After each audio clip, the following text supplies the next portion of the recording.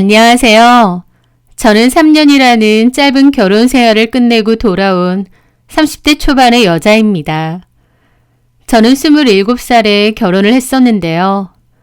요즘은 대개 30 넘어서 결혼을 한다는 걸 생각하면 저는 비교적 결혼을 일찍 한 편이기도 하죠.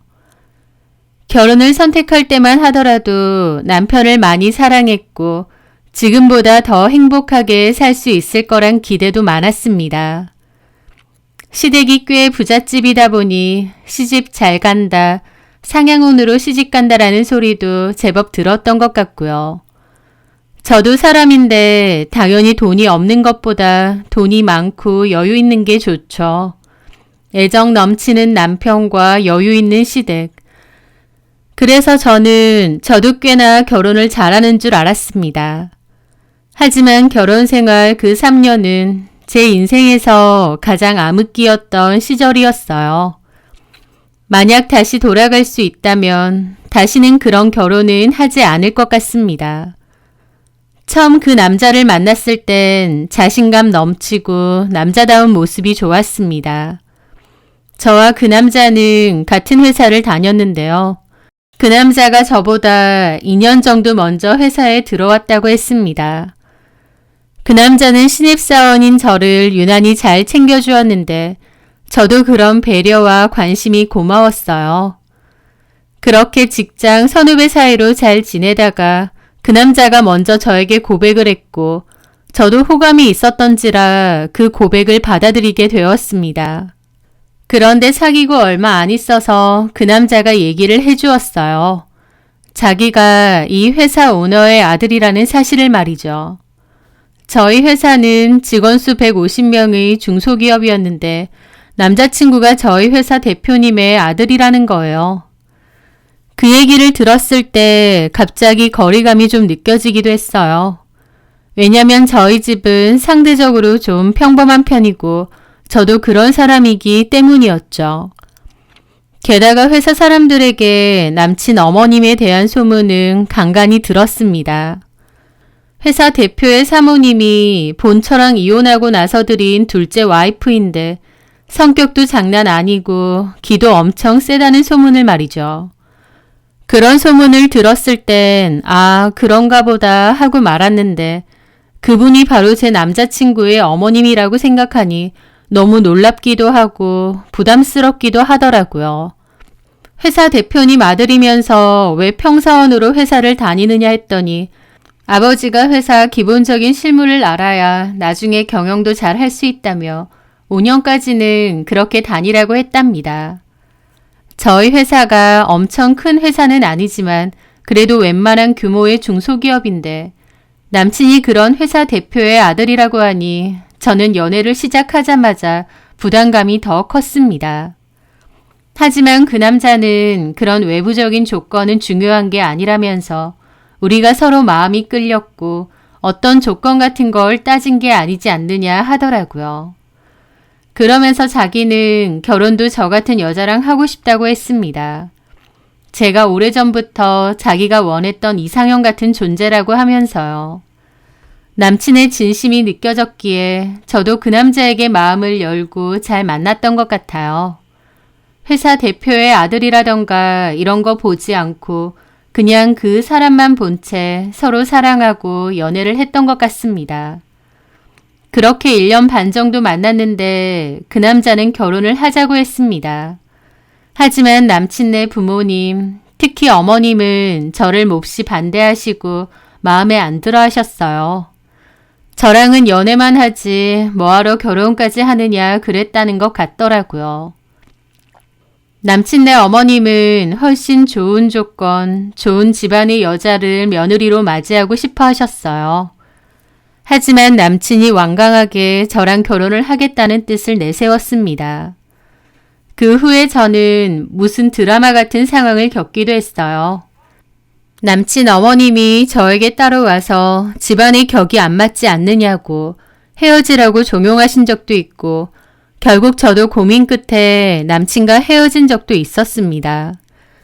제 앞에서 집안의 격이 어떻고 하시는데 저도 이런 집으로 시집가고 싶진 않았거든요. 그런데 그 후에 남친이 아예 집을 나왔습니다.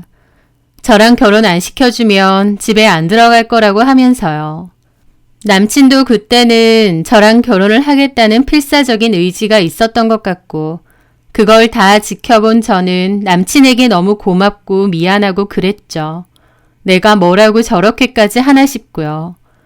하여튼 그런 투쟁 끝에 결국 결혼 승낙 받았고 남친과 저는 겨우 결혼을 하게 되었습니다.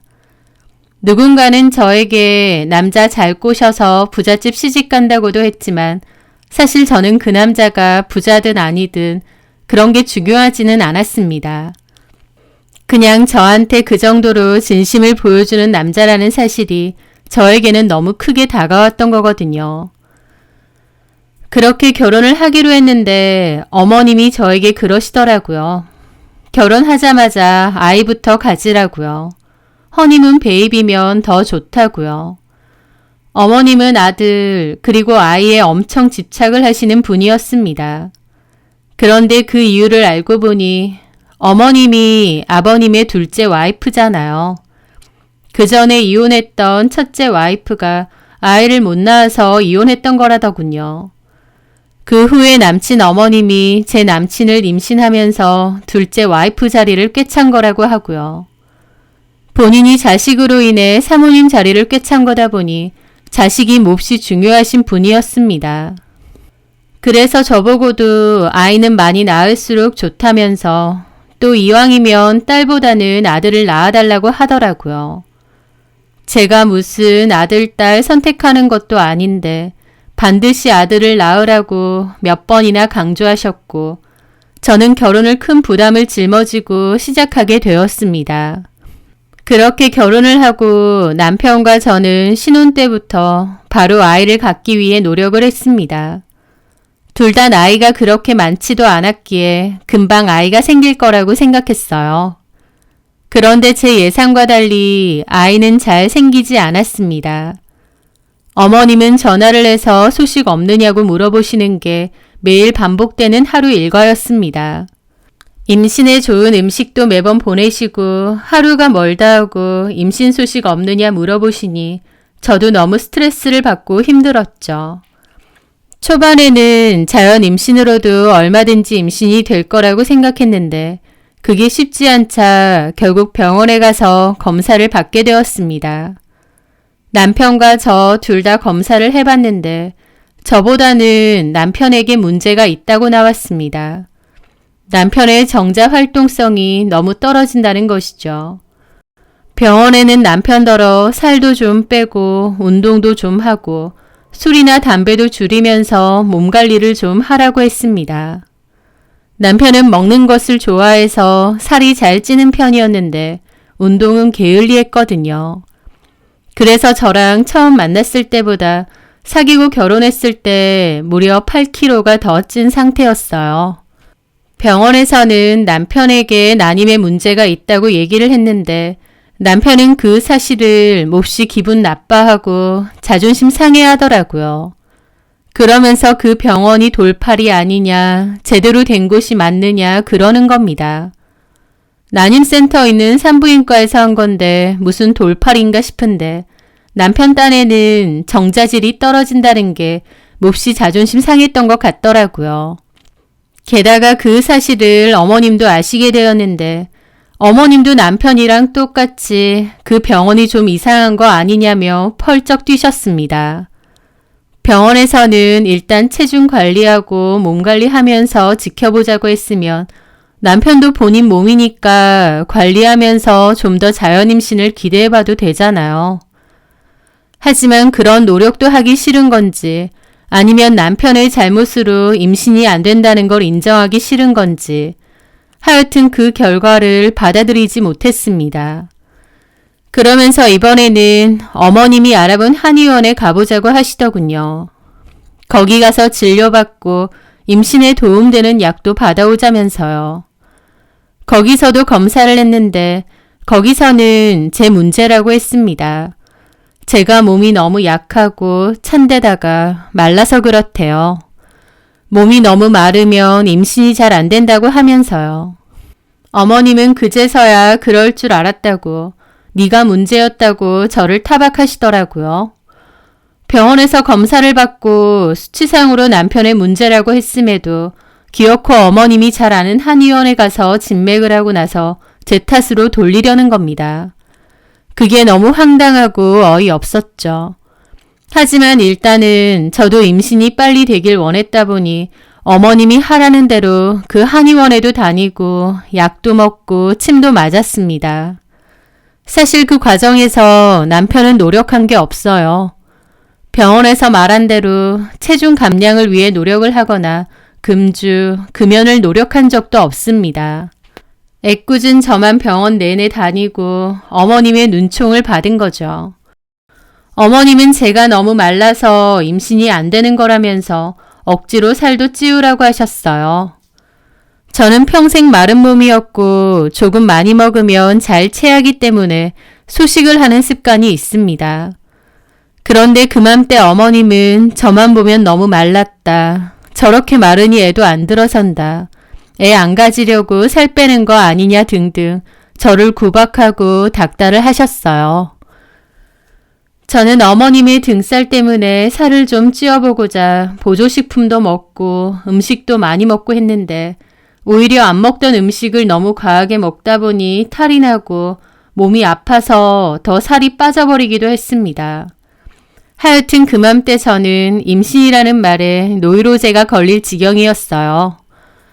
저는 제가 임신을 하려고 결혼을 한 건가 싶을 정도로 제 모든 일과가 다 임신에 초점이 맞춰져 있었습니다.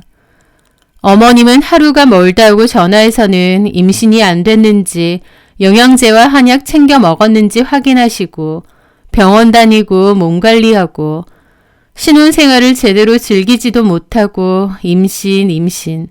정말 너무 힘들더라고요.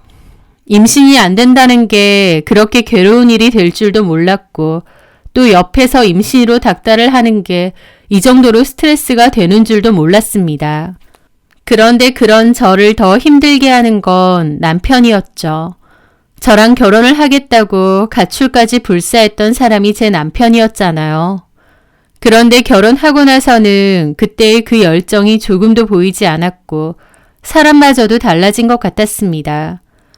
남편은 제 생각 이상으로 마마보이였고 부모님에게 의존하고 의지하는 게 컸어요. 사귈 때는 전혀 몰랐거든요. 오히려 남자답고 자기 주도적인 사람이라 생각했는데 마치 딴 사람이 된 것 마냥 사람이 달라지더라고요. 시부모님의 말에 벌벌 떠는 사람이었고 또 시부모님에게 잘 보여야 되는 게 몹시 큰 사람이었습니다. 저 정도인데 저랑 결혼하겠다고 가출까지 했던 건 도대체 무슨 바람이 불어서였을까 싶기도 하더군요. 지금 돌이켜보면 남편은 제가 너무너무 좋고 사랑해서 저랑 반드시 결혼을 하고 싶어서 그랬다기보다 부모님에 대한 반항심도 있었던 것 같아요. 평생 부모님이 하라는 대로 하고 살았던 사람이다 보니 결혼 반대에 부딪히자 반항심과 반발심이 강하게 일었고 그게 가출까지 이어진 게 아닌가 싶습니다. 그 남자의 인생에서는 첫 반항 같은 거였겠죠. 어쨌든 결혼을 하고 보니 남편은 완전 딴 사람이었습니다. 마마보이 기질도 기질인데 집에서는 몹시 게으르고 게임을 엄청 하더라고요. 그 남자가 취미로 게임을 조금 한다는 건 알았는데 그 정도로 많이 하는 줄은 몰랐습니다. 제가 산책을 하거나 영화라도 보러 가자고 해도 방에 처박혀서 게임하는 걸 더 좋아했고 저랑 있을 때도 늘 핸드폰에 콜을 받고 지냈습니다. 폰으로 게임을 한다고요. 게다가 탄산 음료도 늘 달고 살았고 술도 많이 먹고 담배도 많이 폈습니다. 하여튼 몸에 안 좋은 건 다 골라서 했고 남편 몸 상태도 좋을 수가 없었죠. 그러니까 산부인과에서도 남편더러 임신을 원하면 몸 관리 좀 하라고 했던 거고요. 근데 정작 해야 되는 남편은 안 하고 어머님은 오롯이 제 탓이라며 저만 들들 볶아대는 거였습니다. 초반에는 저도 임신에 대한 의지가 컸어요. 그래서 스트레스를 좀 받더라도 어머님이 하라는 대로 최선을 다했습니다. 또 저도 아이를 좋아하고 아이를 좀 빨리 갖고 싶은 마음도 있었어요. 그런데 시간이 흐르고 아이는 안 생기고 어머님의 압박이 심해지면서 저도 너무 스트레스가 심해지고 힘들더라고요. 또 임신 문제뿐만 아니라 시부모님은 기본적으로 저를 무시하고 깔보는 게 강했습니다. 부잣집에 시집 오고 싶어서 일부러 우리 순진한 아들한테 접근한 거 아니냐는 식으로 돌려 말하신 적도 많았죠. 그런 행동들과 말투들이 다 너무 상처였지만 그래도 남편만 굳건하게 제 편이었다면 상관없었을 겁니다. 게으르고 실망스러운 모습을 보여주는 것과는 별개로 갈수록 저한테 짜증도 많이 부리고 저를 함부로 대하더라고요. 어머님한테도 제 얘기를 많이 듣는 것 같고 둘이서 제 욕도 꽤나 한 것 같고요. 남편은 가출까지 감행할 정도로 제가 좋다고 할 땐 언제고 이제는 자기 엄마가 생각하듯이 제가 지 돈 보고 접근했다고 생각하는 것 같았습니다. 저보고 농담 반 진담 반으로 결혼해서 너도 팔자 폈다고 하질 않나. 자기도 많은 걸 포기하고 저랑 결혼했다고 하질 않나. 누가 결혼해달라고 다리 붙잡고 매달린 것도 아니고 오히려 헤어지자는 사람 그토록 붙잡은 건 남편이었습니다. 저 때문에 부모님과 의절해도 상관없다는 마음까지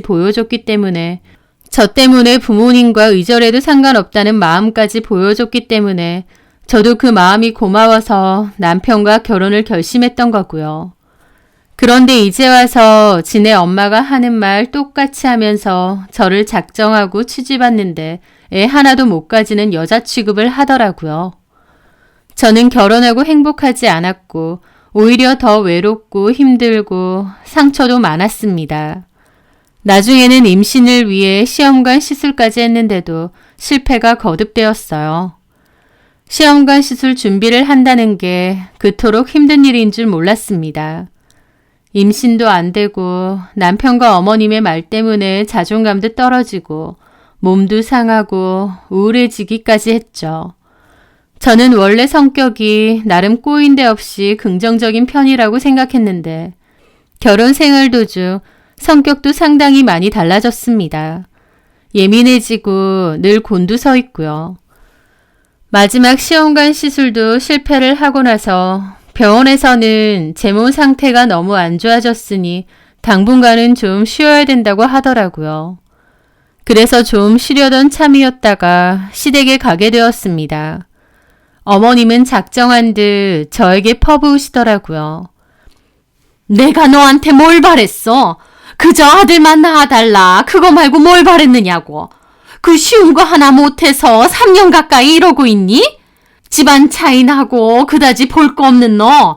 젊고 서로 좋아 죽으니 아이는 많이 가지겠다 싶어서 눈 딱 감고 결혼시켰더니 아니 이게 뭐냐고. 너 사실 몸에 문제 있는 거 맞지? 근데 그거 숨기고 결혼한 거 아니야? 쉬기는 뭘 쉬어. 임신될 때까지 더 진행해.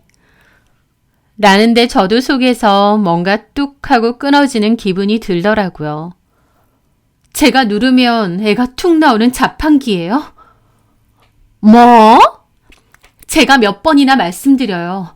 저희가 임신 안 되는 건 어머님 아들 문제가 더 크다고요. 어머님 아들 정자의 질이 너무 안 좋고 수도 별로 없대요. 그런데 제가 무슨 수로 아이를 가져요?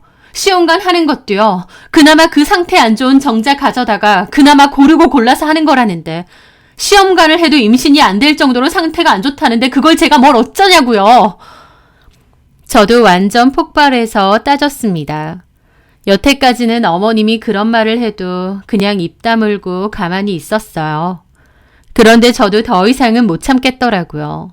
참고 싶지도 않고요. 힘들게 한 결혼이니만큼 저도 저 혼자만 참으면 된다고 생각했는데 제가 이걸 왜 참아야 되는지 이제는 모르겠는 겁니다. 막말로 부잣집 시집 와서 제가 뭐 대단한 호사 누리며 산 것도 아니고 온갖 스트레스, 상처 받아가며 버틴 것뿐인데요. 제가 흥분해서 따지고 드니 시부모님도 눈이 뒤집혔죠. 남편은 저더러 미쳤느냐 그러고 어머님은 이제야 본성 나온다고 손가락질을 하는 겁니다. 저는 그 자리에서 제 가방 들고 일어났습니다. 3년 참았습니다. 본성 나온다고요?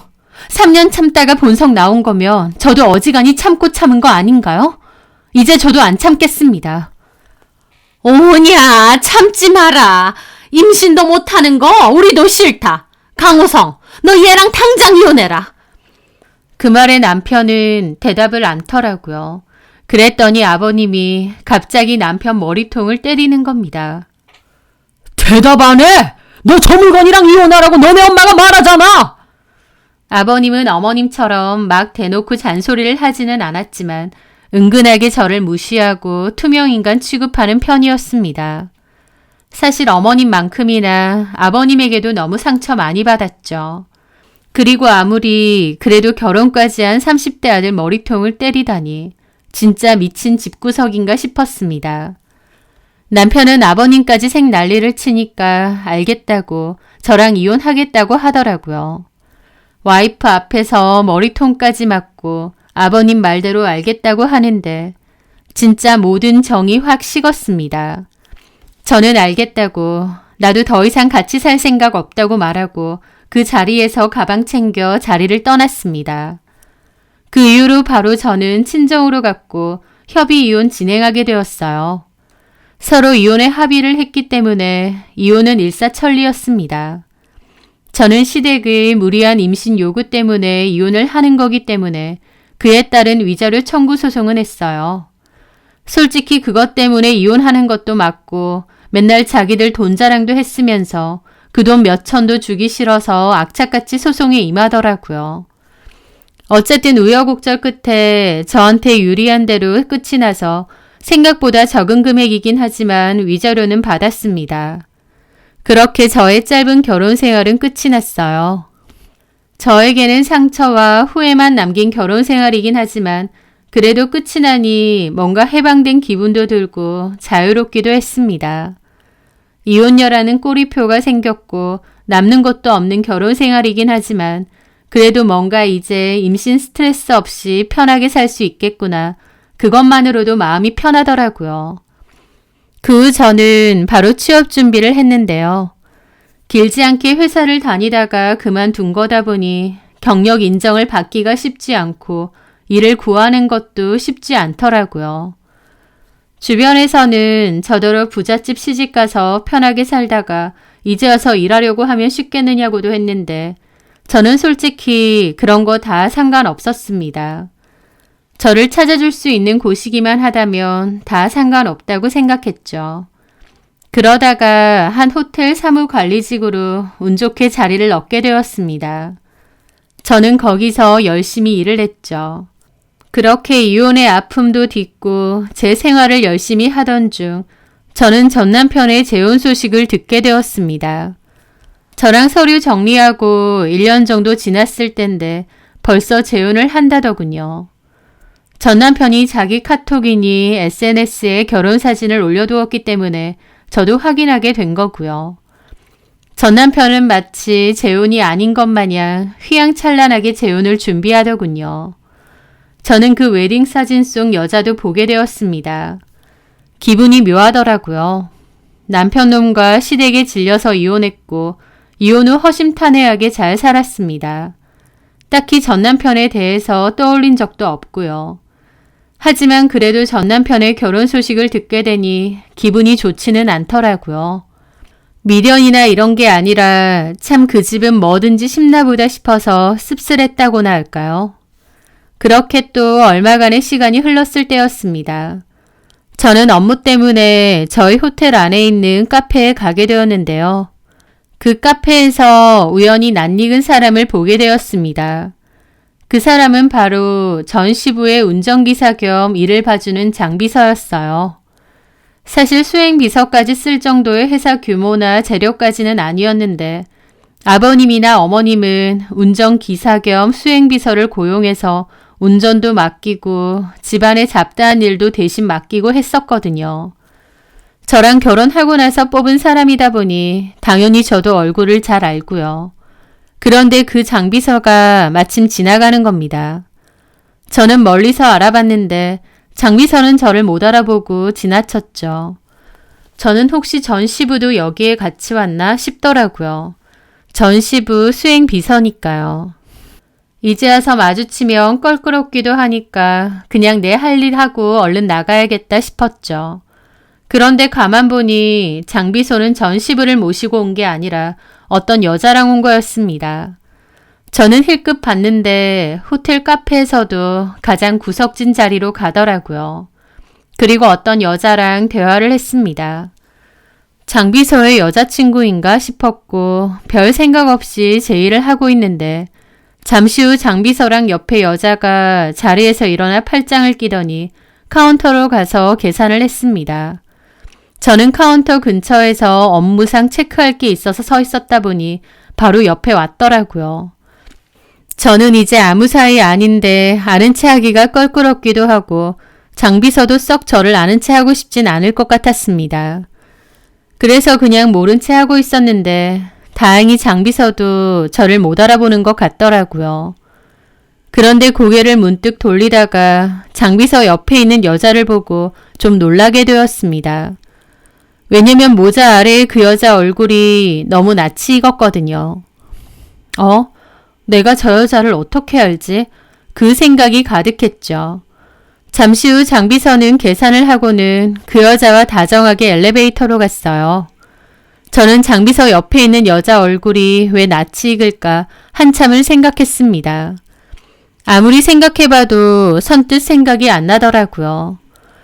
그런데 그날 일하다가 가만 생각해보는데 갑자기 그 여자를 어디서 봤는지 생각이 번쩍 떠오른 겁니다.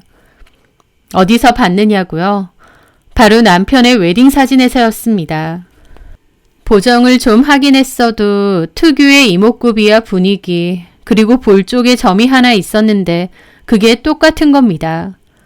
그런데 전 남편이 재혼할 여자인데 그런 여자랑 장비서랑 여길 왜?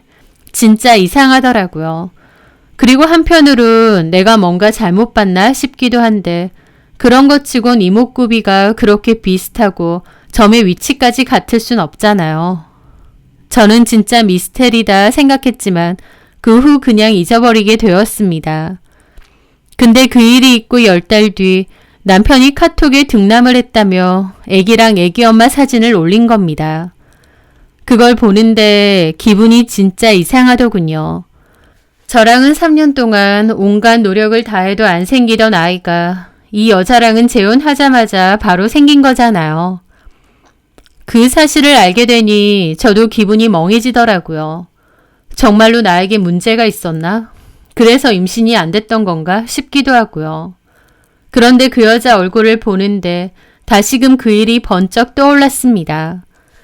그 여자의 얼굴은 전에 제가 봤던 장비서 옆에 있던 그 여자가 맞는 것 같았거든요. 그 순간 머리를 한 대 얻어맞은 것 같은 느낌이었습니다. 그동안 아이가 안 생긴 이유가 저한테 크게 문제가 없고 남편에게 있다고 했잖아요. 3년 동안 온갖 노력을 해도 잘 생기지 않았는데 결혼하자마자 갖게 된 아이. 그런데 남편의 새 와이프 옆에 보통 사이가 아닌 것처럼 있던 장비서. 거기까지 생각하자 사진 속에서 전 남편이 안고 있는 그 아이가 남편의 아이가 아닌 것 같더라고요. 그리고 아직 갓난아기긴 하지만 얼굴도 남편보다는 장비서의 느낌이 더 강했고요. 와, 이게 사실이라면 이 여자도 진짜 미친 여자구나 싶더라고요. 제 추정이긴 하지만 어쨌든 장비서와 남편이 재혼한 여자가 불륜 사이인 것은 확실했습니다. 제 눈으로 직접 봤으니까요. 그걸 깨닫자 전 남편이나 전 시부모가 너무 우습고 불쌍하게 느껴지는 거예요. 그렇게 아들 타령하더니 어디 남의 아이 잘 키워봐라 싶었죠. 저는 그 후로도 한 번씩 전 남편의 카톡 프로필 사진을 확인했습니다. 전 남편은 일부러 저 보란 듯이 더 그런 건지는 모르겠는데 행복해 죽겠는 척 카톡 프로필 사진을 잘 바꿔놓더라고요. 그래서 저도 아이의 얼굴을 계속 보게 되었는데 갈수록 점점 더 장비서의 얼굴이 많이 나오는 겁니다. 저는 사실을 다 아니까 아이의 얼굴에서 장비서 얼굴이 너무 보였지만 남편이나 전 시부모는 상상도 못할 것 같더라고요. 그렇게 1년이란 시간이 흐르고 전 남편은 보란듯이 돌잔치 장소와 시간도 떡하니 띄워놓았더군요. 그런데 공교롭게도 그 돌잔치를 하는 호텔 연회장이 저희 호텔이었습니다. 사실 제가 사는 지역은 큰 호텔이 몇 개 없다 보니 돌잔치나 행사 진행하는 호텔이 거기서 거기긴 했거든요. 제가 여기서 일하는 걸 아는지 모르는지 모르겠지만 어쨌든 여기서 돌잔치까지 진행하는 겁니다. 저는 돌잔치를 하는 당일날 어차피 출근하는 날이기도 했고 또 직접 두 눈으로 보고 싶기도 했습니다. 나한테 그렇게 못 가진다고 닥달했던 전 시부모의 얼굴도 한번 보고 비웃어주고 싶었달까요? 그렇게 저는 그 시간에 맞춰 연회장에 가게 되었습니다. 사람도 엄청 부르고 왁자지껄하게 돌잔치를 진행하더라고요. 저는 멀찌감치 팔짱 끼고 그 모습을 바라봤습니다. 그러면서 주변을 둘러봤는데 진짜 놀랐어요. 장비서도 한켠에 앉아서 박수치면서 그 모습을 보고 있는 거예요. 와, 그게 얼마나 소름 끼치던지요.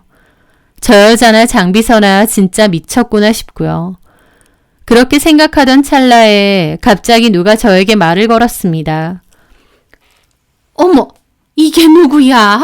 너 여기서 뭐 하는 거니? 그 물음에 보니 한복을 입은 전시모가 기가 막히다는 표정으로 저를 보고 있더라고요. 네가 여기 왜 있어? 왜 있긴요. 제 직장이니까요. 그제야 어머님은 제 가슴켠에 있는 명찰을 보시더라고요. 너 여기서 일하니? 네. 아이고 하면서 저를 위아래로 훑어보시더라고요. 부잣집 작은 사모님으로 지내다가 여기서 이러고 있는 거 보니 불쌍하다 불쌍해. 우리 아들 보이지? 너랑 이혼하고 재혼하자마자 아이 생겼다. 이제야 알겠지? 임신 안 되는 거 네 잘못이었다는 걸. 아휴 무섭다 무서워. 무슨 미련이 남아서 여기서 이걸 지켜보고 있어? 있을 때나 잘하지? 하면서 저를 비웃더라고요. 저 열받으라고 하는 소리인데 상황을 다 알다 보니 열받기는커녕 그냥 웃음만 나오더라고요. 강우성 어머니, 저는 이 호텔 직원이고 지금 일하는 차원에서 와 있는 것뿐이에요. 미련이라뇨. 3년 넘게 며느리 닥달하고 임신 노래를 부르던 그런 미친 집구석에서 뛰쳐나왔는데 제가 미련이 있을 리가 없죠. 뭐야? 미친 집구석? 나 참 뚫린 입이라고. 야, 이리고 뭐고 썩어져. 재수없게 왜 이 근처를 맴돌고 난리야? 임신도 못해서 소방 맞은 게. 라길래 제가 그랬습니다. 임신도 못해서 저 쫓아내신 건 맞죠. 근데 그 임신 누구 때문에 못했는데요. 어머님 아들이 거의 고자였잖아요. 고자. 그 말에 어머님 눈이 확 돌아가더라고요.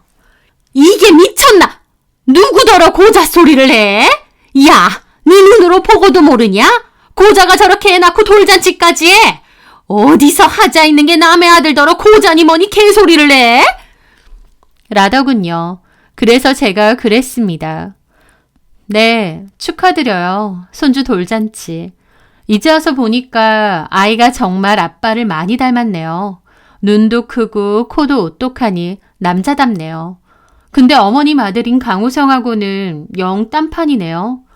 강우성은 눈도 작고 넙대대하고 살도 쪄가지고 하여튼 시도둑 못한다더니 아이가 자기 아빠 쏙 빼닮았나 봐요.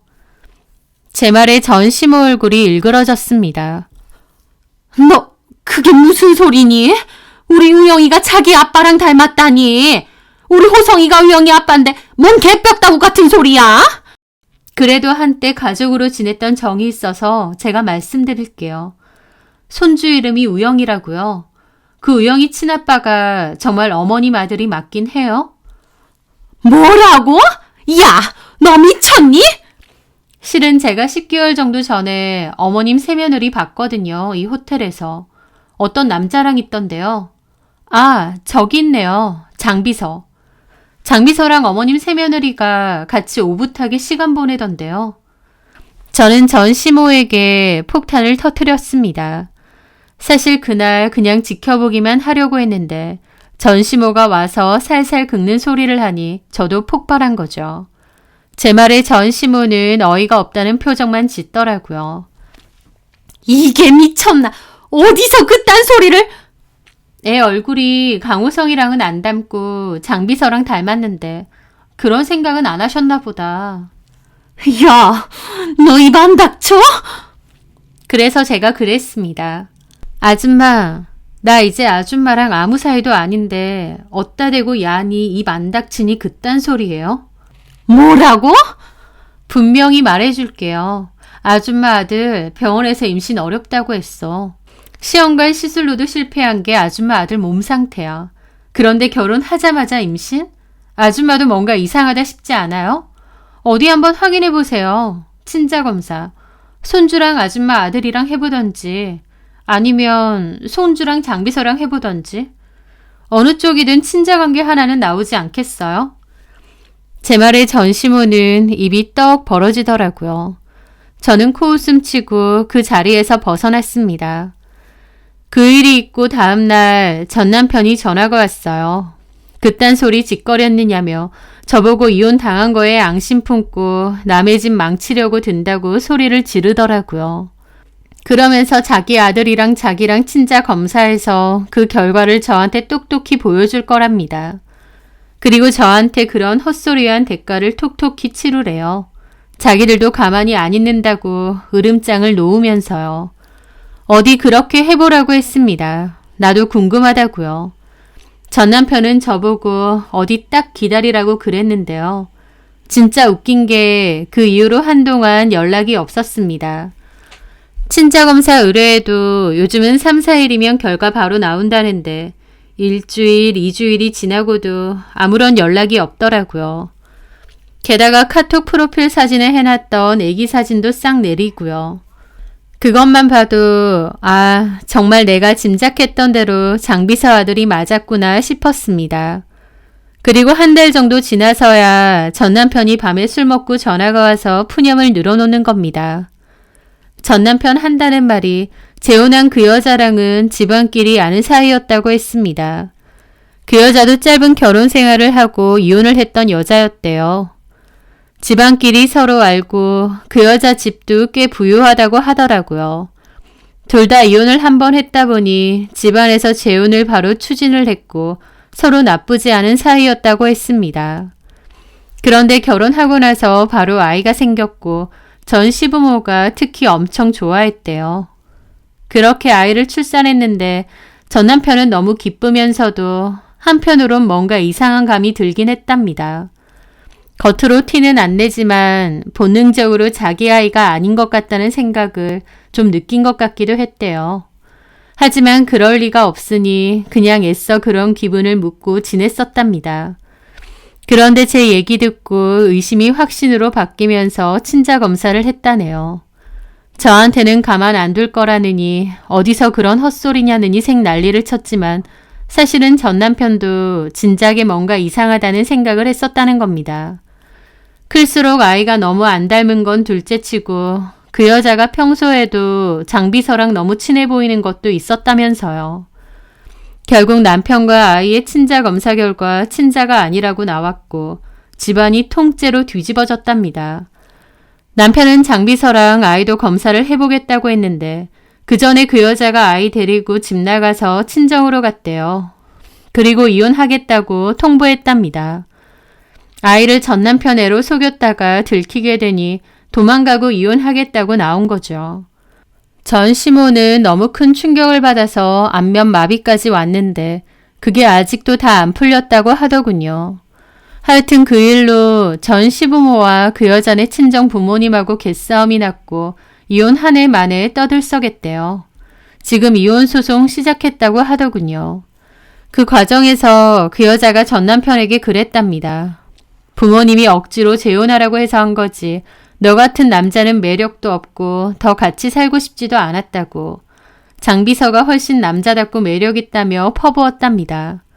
전 남편은 그걸 저한테 전화해서 그 여자 욕하고 분노를 터뜨리던데 듣고 있는 저는 어처구니가 없었죠. 그래서 말 끊으면서 그랬습니다. 그래, 잘 들었다.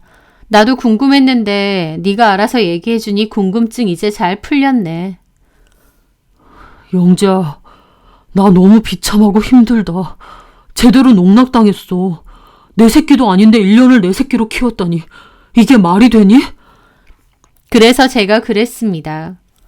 네 문제로 애 못 낳은 건데도 니네 집에서 3년이나 욕 처먹은 나도 있는데 뭐 그 정도 갖고 그러니? 뭐? 나한테 뭔 소리 듣고 싶어서 전화했는지 모르겠는데 나는 너 그 꼴 됐다는 거 보니 오히려 속 시원하다. 네 팔자에도 없는 애 아빠 노릇 1년 한 거네. 좋게 생각하고 그냥 잊어버리는 게 네 정신건강에도 좋을 거다. 뭐라고? 야, 너 말 다 했어? 이제 알겠지? 너는 그냥은 절대 임신이 안 되는 몸이야. 그런데도 너네 엄마는 그저 며느리 탓만 했지. 남의 집 자식한테 뭐라고 하기 전에 본인 아들이나 잘 보라 그래. 그리고 너도 더 이상 나한테 이딴 걸로 연락하지 마. 너 그 꼴 났다는 소식 들었으니까 나도 그걸로 충분해. 이제 더 이상 네 소식 안 들어도 되겠다. 저는 그렇게 전화를 끊었습니다. 그 후에는 아예 전 남편 연락처 싹 차단했어요. 3년 동안 구박만 받다가 임신 못해서 쫓겨났다는 사실이 한 번씩 너무 열받고 속이 끓을 때도 많았는데요. 기껏 새로 들인 새며느리가 뒤통수 제대로 친 얘기를 전해 들으니 제 속이 다 편안하더라고요. 전 남편은 정자 활동성이 없고 시험관 시술도 안 돼서 임신이 어려운 사람인데 제가 전 남편에게 말했던 것처럼 팔자에도 없는 애 아빠 노릇 1년 했다 생각하고 넘어가야지 뭐 어쩌겠나요. 자기들이 저한테 상처 준 거 생각하면 그 정도는 아무것도 아니죠. 저는 이제야 비로소 전 남편과 전 시댁에 대한 감정들을 내려놓게 된 것 같아요.